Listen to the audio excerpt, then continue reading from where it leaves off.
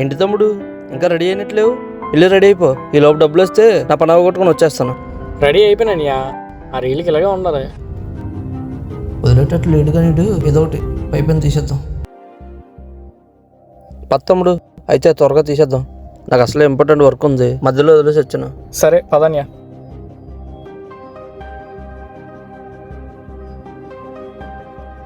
తమ్ముడు రీల్స్ చేయడానికి ఫోన్ ఎవరా? అదేంటనియా, నీది ఐఫోనే కదా, అందులో తీసేద్దాం. తమ్ముడు నా దాంట్లో స్టోరేజ్ ఫుల్ అయిపోయిందిరా. నీది ఏ ఫోన్ రా? నాది నథింగ్ అనియా.